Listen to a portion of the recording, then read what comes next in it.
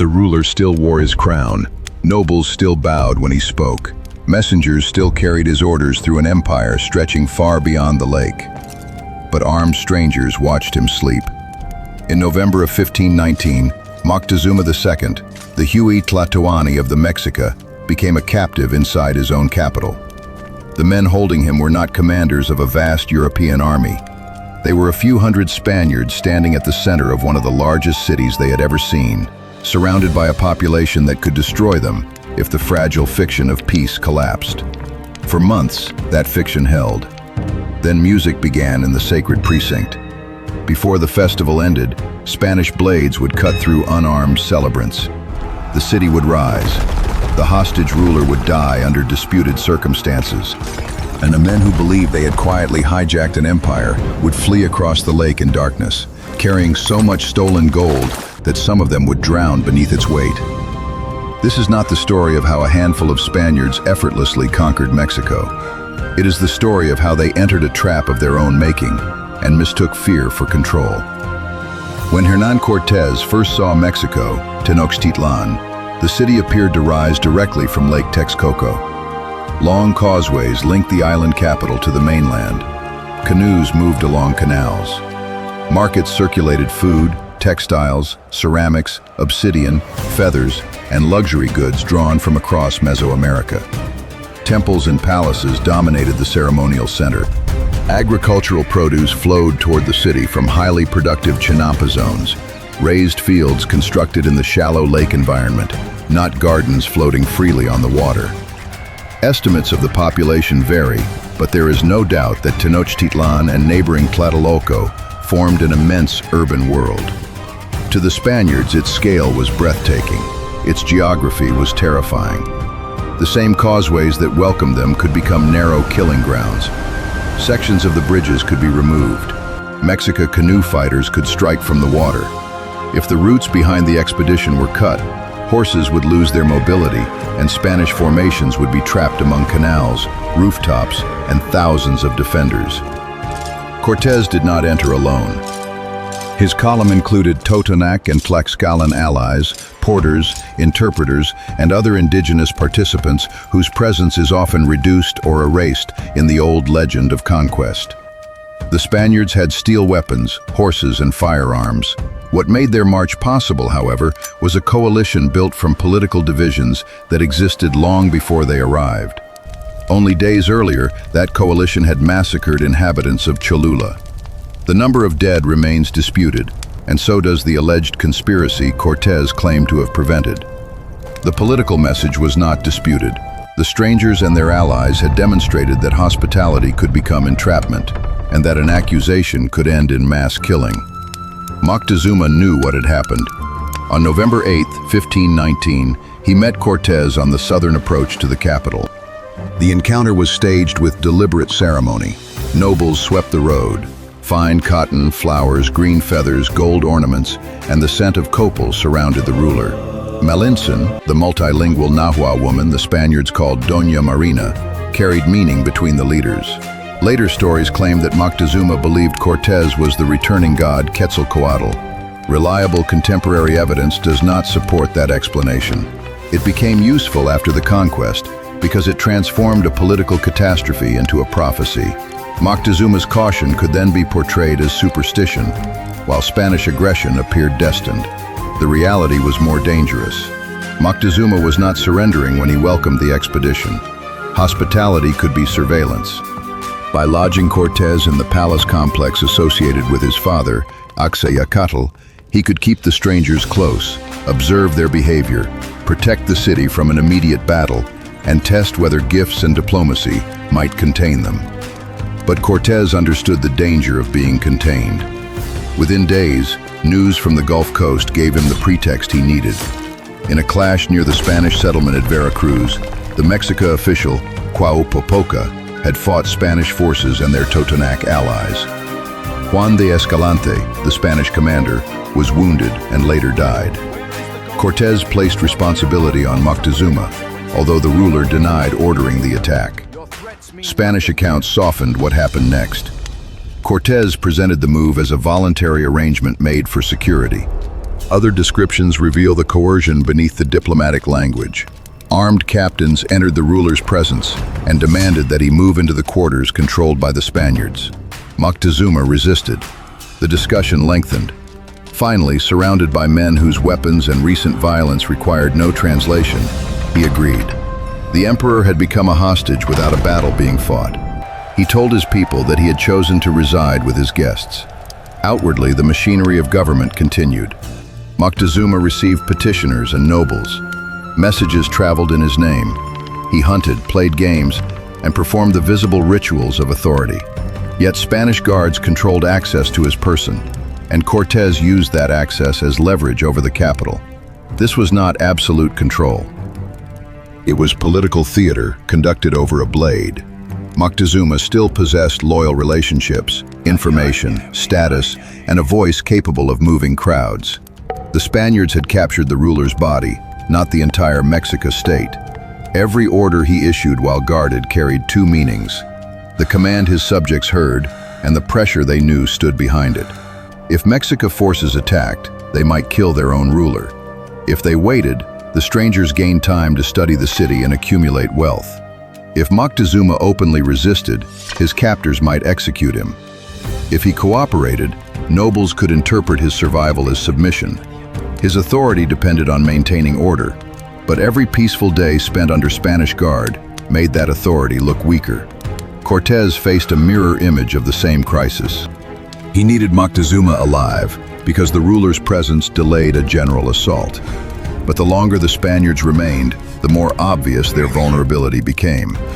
They slept inside a city they could not fully defend, surrounded by people whose patience was not infinite. Then, the treasure appeared. According to Spanish narratives, soldiers exploring their quarters discovered that a doorway had been sealed and plastered over. Behind it lay wealth accumulated in the palace of Toxcatl: ornaments, precious stones, fine objects, and quantities of gold. Bernal Díaz del Castillo later described the Spaniards standing in silence before the chamber, overwhelmed by what they saw. Gold did not have one universal meaning. In Mexica society, it carried ritual, artistic, and political value. Spanish soldiers saw portable wealth, the reward that could repay debts, buy land, secure status, or transform a violent expedition into a noble future. Objects shaped by indigenous artists became, in the eyes of the invaders, material to be weighed and divided. Moctezuma was pressured to provide more. Collectors traveled through the imperial network. Gold arrived as tribute, gifts, and coerced payment. Sacred and political objects were stripped of feathers and stones. Artisans were made to separate the metal. Pieces whose value came from their form, history, and ritual meaning were prepared to become standardized shares. The Spaniards had said they came as representatives of a distant king and servants of a new faith. Yet they guarded the ruler, interfered with sacred spaces, demanded wealth, and treated priceless objects as raw material. The contradiction could not remain hidden behind polite speeches. Moctezuma's captivity had initially restrained violence. It now threatened to provoke it. Early in 1520, an external crisis broke the balance. Panfilo de Narváez landed on the Gulf Coast with a Spanish force sent by Diego Velázquez, governor of Cuba. His mission was to arrest Cortés and end an expedition Velázquez regarded as rebellious. Cortés could not ignore him. If Narváez captured Veracruz, the men in Tenochtitlan would lose their route to the coast, their reinforcements, and perhaps any legal claim to the conquest. Cortés therefore left the capital with much of his available Spanish force, marched east, surprised Narváez, defeated him, and persuaded many of the defeated soldiers to join him. It was a brilliant recovery. It also left the most volatile position in Mesoamerica under the command of Pedro de Alvarado. The exact size of Alvarado's garrison is uncertain, but it was small, probably little more than 100 Spaniards, supported by indigenous allies, guarding Moctezuma and the accumulated treasure inside a hostile capital. The pressure must have been immense. Yet pressure alone does not explain what Alvarado chose to do. The Mexica prepared for Toxcatl, an important festival associated with Tezcatlipoca and with the renewal of sacred and political order.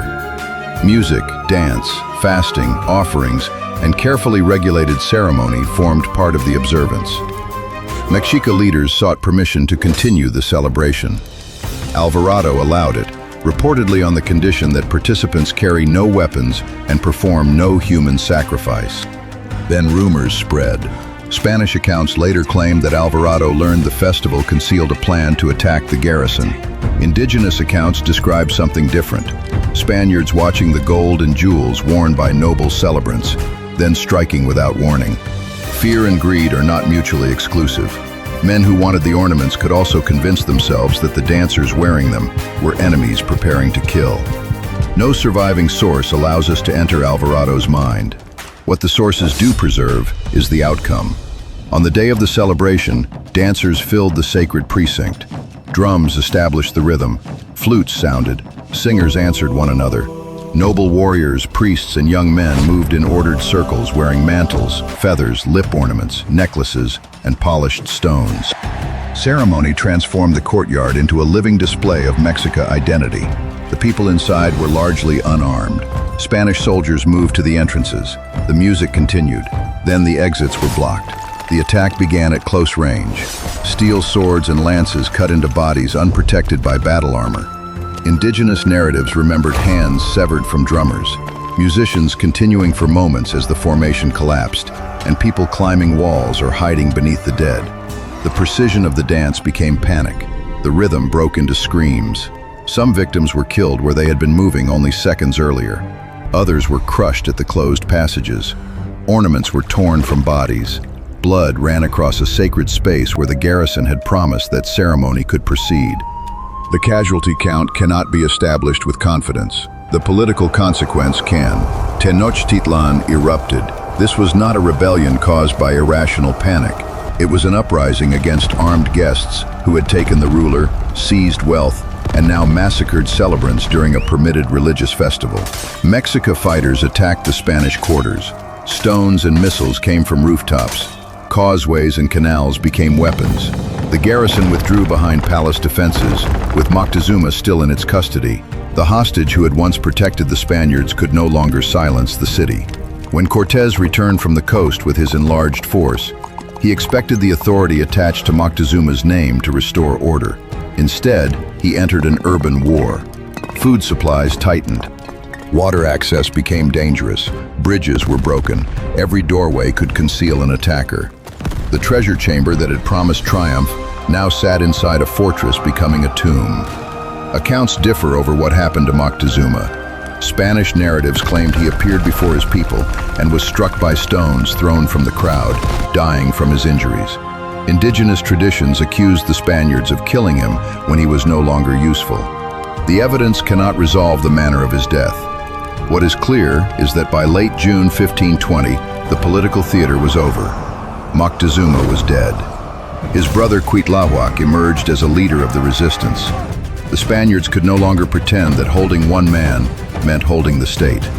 Cortés now had to escape the city he had entered as an honored guest. The flight began on the rainy night of June 30th. Spaniards and indigenous allies moved west along the Tacuba Causeway, attempting to cross the gaps with a portable bridge. Horses slipped on wet stone. Men carried weapons, supplies, and shares of treasure. Some loaded themselves with gold beyond what they could move quickly. When the alarm spread, Mexica warriors attacked from canoes and from the causeway ahead. The retreat disintegrated.